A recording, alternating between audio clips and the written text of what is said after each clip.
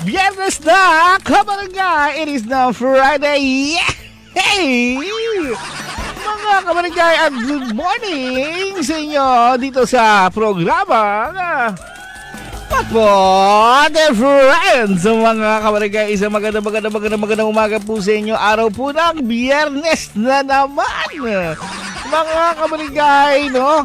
At syempre ngayon po ay araw po ng Biyernes. Ngayon po ay June po pala, June 21, 2024 sa ating kalendaryo, no? Alam niyo bang matatapos na yung June? Isang linggo na lang po ang meron ang buwan ng Hunyo. Grabe. Ang bilis. Ako lang ba o siguro may mga ilan din po nakapansin? Ditong lumipas na 2020, simula nung pandemic kabarangay, simula nung COVID kabarangay, hanggang ngayon, parang ang bilis lagi ng panahon. No? Parang ang bilis-bilis lagi ng oras kabarangay. Parang taon-taon na lang, simula ng 2020, 2021, hanggang na ito nga, 2024, ang bilis. Parang laging nagmamadali ang panahon. May lakad ba? Diba nung kamakailan naman parang hindi parang ano lang yun, para siyang lumilipas lang ng tama. O siguro ngayon mas pinapansin nga natin yung kalendaryo ngayon kabarangay. Mas pansinin yung araw na lumilipas. Siguro lang. I think so. Ay, sa mga kabarangay mo natin, sa mga gusto po makapagbidahan, text sa barangay text line 0950-73-81028 mga kabarangay. Babalik pa tayo dito yan sa Barangay FM Forever. Isang good morning naman daw po muna sa mga kabarangay daw na po natin nakikinig dyan sa may Tinigiban daw po ngayong umaga. Palis daw po sila ngayon. Ingat daw po. Magandang umaga naman po. Ayan po. Kay Dennis. Yan. At po, magandang umaga rin po daw kay Mia. Yun na nakikinig. Ayan. Happy listening. Babalik po tayo dito sa Barangay FM Forever. 6:50 na mga kabarangay. Welcome back sa Pulpit and Friends. Good morning sa mga kabarangay po natin sa mga oras na to. Hirap pang bumangon kasi nga pagkalamig-lamig kabarangay, no? O yung tipong, alam mo ang panahon ngayon, no? Nasabi ko na hati-hati talaga no? Sa umaga hindi pa masyadong uulan, mainit-init pa, pero pagdating ng hapon, paggabi, tuloy-tuloy ang ulan. No, so baka lalabas po, ingat po mga kabarangay. No, sa mga kabarangay po nating papasyal man kung saan at magmamaneho, magandang umaga at ingat po mga kabarangay. Nako, oo, yung ulan po natin, ito na nga, di ba? Ito na yung sinasabing June na talaga kabarangay. Yung tipong, yung ulan simula hapon, di ba? Kay alas 2 hanggang gabi po, tuloy-tuloy yung ulan, di ba? Hindi man siya ganong kalakas, pero yung pag-ulan tuloy-tuloy na kabarangay. Hindi na siya paputol-putol, oo. Kaya sa mga kabarangay pa natin, nako, lalo na pag ganito, nako, ang sarap ma-stay na lang sa bahay. Asya dahil dyan, Positive Friends, pag-uusapan po natin mga kabarangay. Oy, bago po tayo magsimula, good morning naman po. Oy, mga kabarangay po natin on Facebook. Kay Marvin, na nakikinig daw po ngayon, magandang umaga po. Kay Carlo, magandang umaga po. At kay Maylene, tama ba? Maylene, na nanonood daw ngayon from Sweden. Oy, good morning sa mga taga Sweden po natin kabarangay po dyan ng mga Pinoy. Oo, magandang umaga. Good morning Palawan, watching from Sweden. Magandang umaga rin po. Happy listening. Dahil po dyan, pag-usapan po natin mga kabarangay ngayong umaga, Positive Friends question of the day. Mahirap makipagrelasyon sa taong hindi marunong mag-blank. Ulitin ko mahirap makipagrelasyon sa taong hindi marunong mag-blank. Sa inyong kasagutan, pabida 0950-73-81028 mga kabarangay. Ulitin ko mahirap makipagrelasyon sa taong hindi marunong mag-blank kabarangay. Anything buting-ting mga kabarangay, basta hindi siya marunong, nako, sigurado mahihirapan kang maging karelasyon siya mga kabarangay. Ay dahil dyan, simulan na natin ang ating potpotan. Magandang morning po, malamig po na umaga, Paps. Pabati naman po si Luke na nakikinig sa iyo habang nakahiga pa. Uy, sa mga nakahiga pa po ngayon, no? Good morning. Nakakatamad daw pumangon ngayon talaga. That's true eh. Kalamig eh. Kaya ano pa eh, nako. Sino bang gaganaan bumangon ngayon? Lalo to Biyernes ka barangay. Diba? Ang gusto lang naman po sana natin, di ba? Nako, sana po di ba pwedeng pahiga-higa na lang. Pero hindi pwede dahil tayo ay alipin ng salapi. Uy, nako talaga. Sabi dito, yung hindi daw po marunong magmahal, yan, number 1 yan. Kapag hindi, mahirap nga naman talaga makipagrelasyon sa taong hindi ka mahal o hindi marunong magmahal ka barangay, 'di ba? Kumbaga, ang tingin niya sa relasyon ay pampalipas oras lang, 'di ba? Yung tipong 'di ba sa kanya ayaw niya ng commitment, ang gusto niya kilig-kilig lang, parang teenager, yan. O siguro yung 'di ba? Yung ganun yung tipong kasi may mga tao yung tipong pag nawala na yung kilig, wala na sa kanila. 'Di ba? Makaramdam ng hirap, ng sakit, 'di ba? Ng kumbaga ng pagsubok sa isang relasyon. Wala na, that's it, pansit. 'Di ba? Pero yun sa totoo lang, yun nga yung magpapatibay ng relasyon eh. Yung pagsubok ka barangay, doon nga yan malalaman eh. Yan nga yung sinasabing turning point. Yan yung lagi ko sinasabi, turning point ka barangay. Ang turning point ay kung saan nasusubok ang isang relasyon, di ba? Kung ito ba ay tutuloy, nagiging matibay, di ba? Speaking of ganun, di ba? May article ako nabasa kanina, aga-aga. Yung una ko nabasa eh. Kay Bianca Umali tsaka yung jowa niya. Naghiwalay sila tapos alam mo yun, nagkabalikan, anything. Basta nagkabalikan sila ng jowa niya. So, yun yung sabi kong turning point mga kabarangay. Kumbaga, doon yun maiisip kung yung relasyon ba ay worth it o hindi. Yun ba ay dapat ipaglaban o hindi. Diba? Ay siya, babalik pa tayo dito sa Barangay FM Forever. Alas yan ay udo na mga kabarangay, Podpat friends. Good morning sa mga kabarangay po natin, especially sa mga napapahaba talaga ang tulog sa mga oras na to, diba? Tapos alam mo minsan, ito nga kabarangay, dahil nga napapahaba ang tulog, diba? Ang hirap kumilos ngayon kasi nga madalas tayo nare-relax. At kapag nare-relax yung katawan, tendency, lalo na pag may pasok, late. Kaya kaisipin mo kahit paano, may okay din naman na part yung mainit na panahon, pero hindi pa rin eh. Mainit talaga nung time na yun eh. Siya, basa pa tayo nakasagutan pamilya nating mga kabarangay, magandang umaga. Sabi dito, kapag po hindi po siya marunong umintindi at makinig, mahirap po siyang maging karelasyon. Tama. Sa pa yan. Kapag yung sarili niya lang yung pinapakinggan niya, well, nga. Babalik pa tayo dito sa Barangay FM Forever. 7:21 na kabarangay. Welcome back, Podpat friends. Yun pa rin ang pinag-uusapan mga kabarangay. Mahirap makipagrelasyon sa isang taong hindi marunong mag-blank.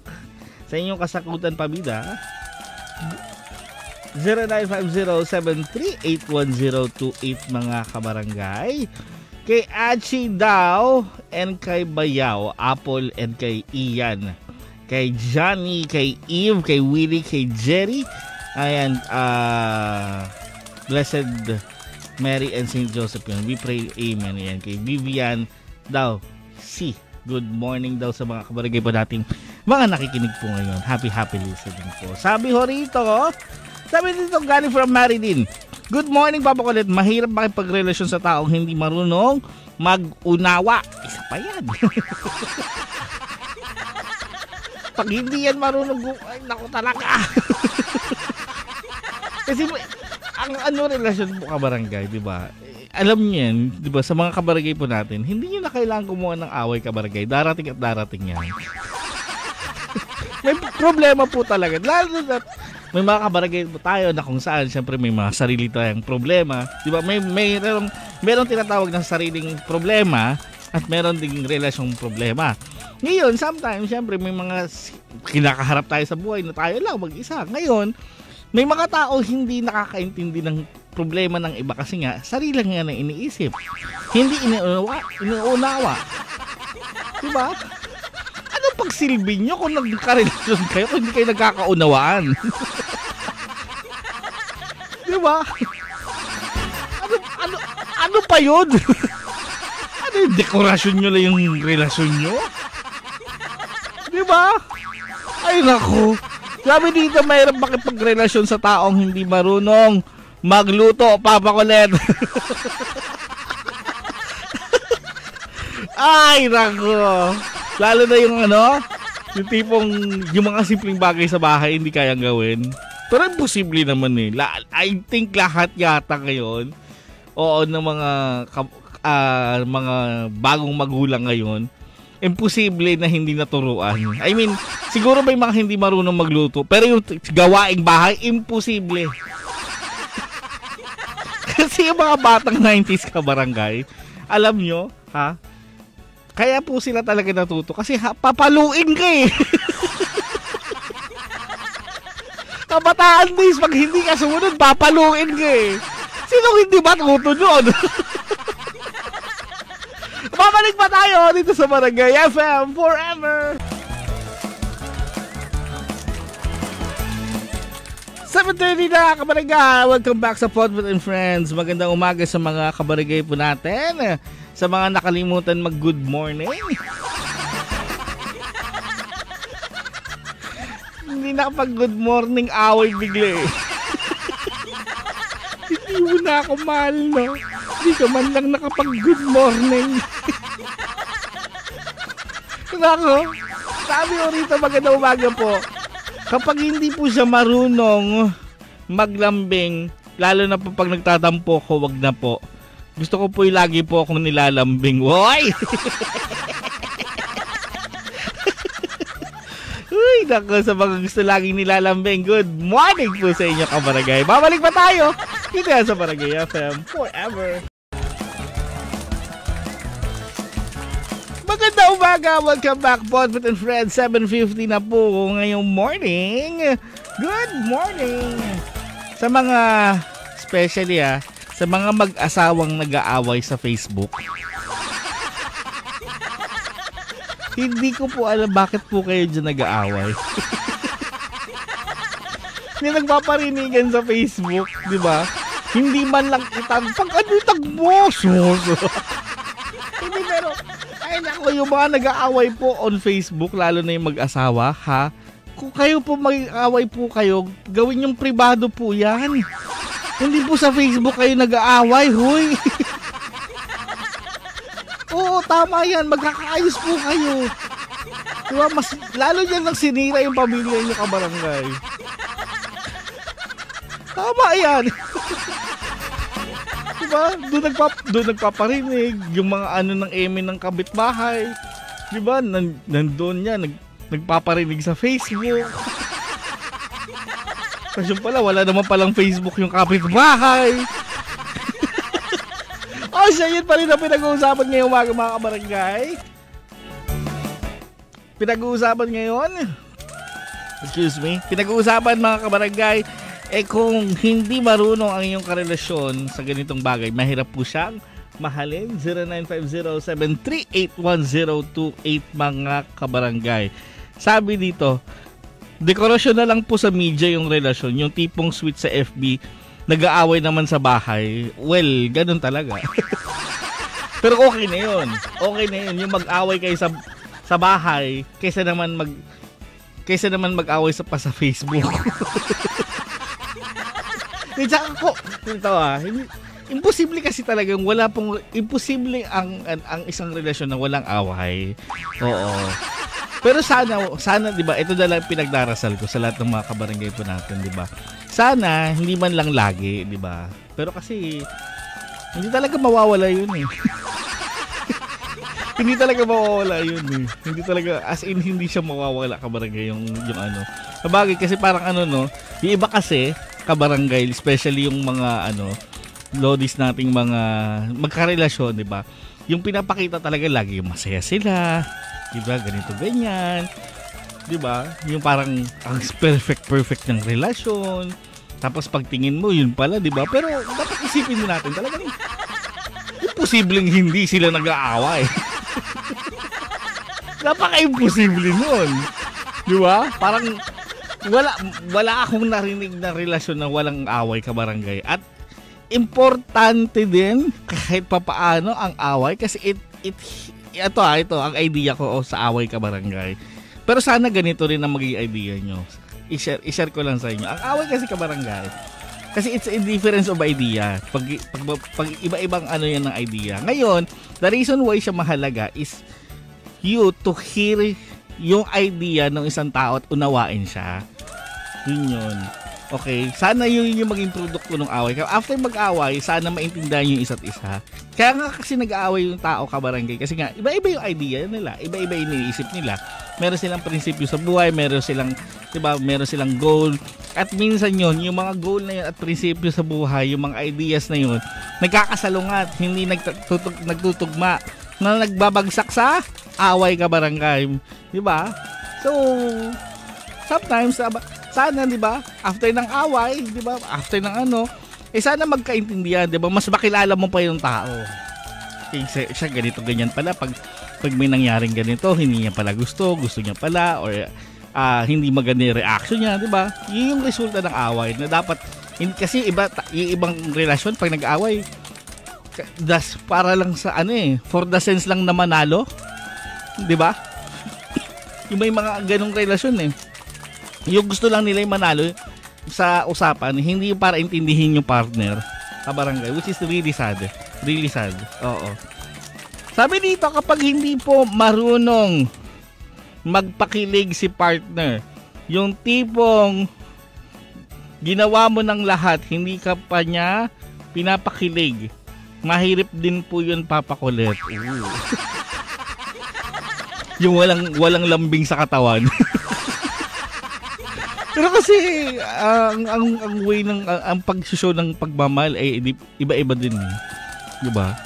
Iba-iba din eh. Pero sa bagay, kung hindi mo talaga maramdaman yung pag-ibig, sa bagay, hindi ko sure, hindi ko masagot ng tama 'yan. Oo. Pero yung sana sa bagay man lang, 'di ba? Yung pakita yung soft side ng isang tao. Well, medyo mahirap siya explain. Mahaba. Kakanta na si Kurt Fick ng Dina. Dito yan sa Barangay FM Forever. Welcome back, Positive Friends. Alas 8. Good morning sa mga kabarangay po natin. Nabibilisan sa araw. Siguro kaya ka nabibilisan sa araw kasi tanghali ka na gumising. Aw. Talaga bibilis yung araw. Tanghali ka na gumising eh. Na-skip mo na yung umaga eh, ha? Kaya hahapon na lang sa'yo eh. Good morning. Basa pa tayo kasagutan pabida ng ating mga kabarangay. Magandang umaga po. Sabi naman po dito sa comment po natin, sabi dito, kapag hindi po siya marunong mag-handle ng relasyon o hindi marunong makiramay sa relasyon, mahirap po yan. Ay, sa bagay, that's true. Mahirap nga naman yung hindi marunong makiramdam. Yun ba yung word siguro? Makiramay. Kasi sabi niya. Balik pa tayo dito sa Barangay FM Forever.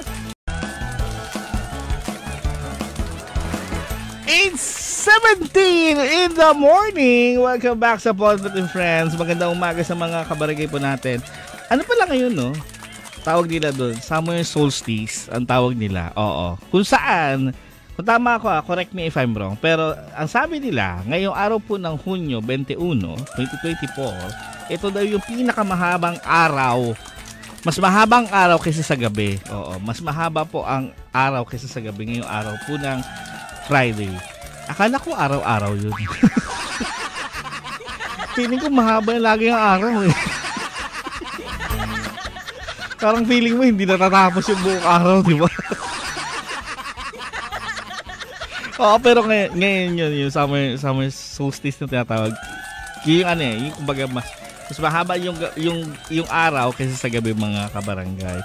Siya, yun pa rin ang pinag-uusapan ngayong umaga mga kabarangay. Kapag mga bagay na kung saan kapag hindi marunong ang iyong karelasyon ay mahihirapan kang makipagrelasyon. 0950-738-1028 mga kabarangay. Sabi ho rito, kapag po hindi po siya marunong makinig, yung sarili niya lang po yung kanyang pinapakinggan, lalo na po kapag nag-aaway o pag may idea po, ano pa ang silbi ng relasyon po namin kung hindi naman po siya nakikinig sa bagay, di ba? Lalo na't yung may mga ganyan eh, di ba?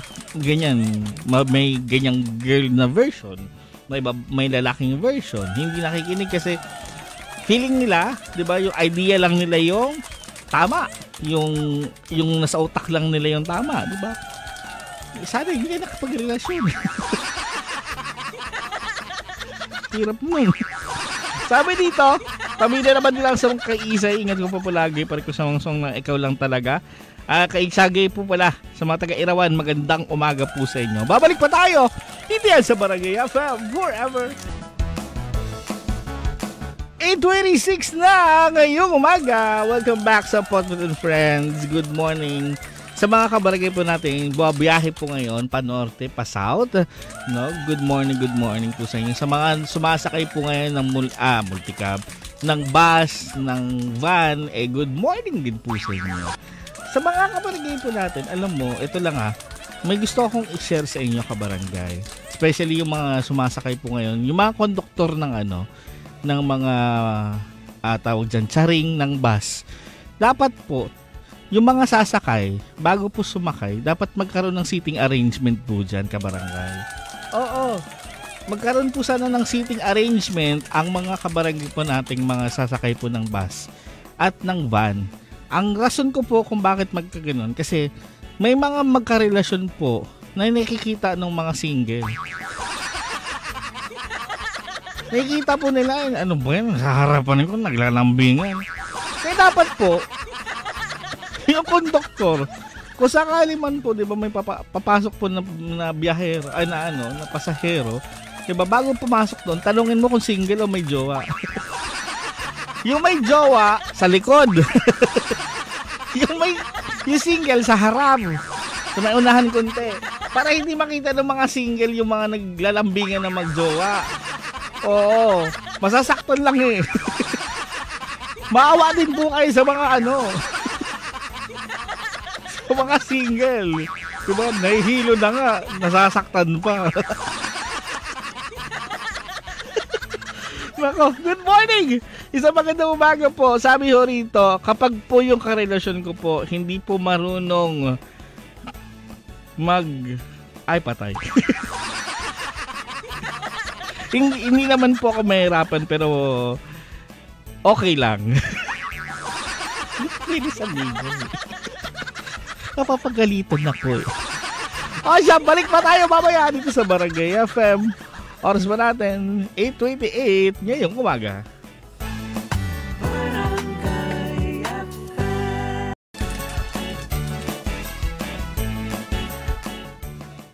Last part na po ng ating Potpot and Friends. It is now 8:42 mga kabarangay. Magandang umaga, especially sa mga kabarangay po nating mga nakaalis na po ng kabahayan po nila. Good morning. Sa mga kabarangay po nating bago pa lang, yes, good morning. At sa mga kabarangay po nating na pagdating sa trabaho ngayon, ang iniisip ay paano matatapos toong buong araw. Yung mga pagod na dumating sa trabaho. Yung mga pasabi na, ay, in the morning pa lang, teka lang. Siya tayo dyan, bago tayo magtapos, ihabol na lang lahat ng kasagutan pabida. Sabi naman po dito, yan, tinatamad daw gumising. Oo, wala daw kasi nag-good morning. Napuyat lang daw kagabi, wala man lang nag-good night. Good morning, happy listening. Sabi dito, Papa Colette, mahirap po ang karelasyon na hindi marunong pong maghingi ng sorry. Pag nag-away po, hinahayaan lang po tapos hindi na po pinag-uusapan. Ay, isa pa yan. Yung hindi marunong mag-sorry, o yung parang hinahayaan lang, itinutulog lang yung problema, hindi dinidiscuss. Delikado yan, kabarangay. I tell you.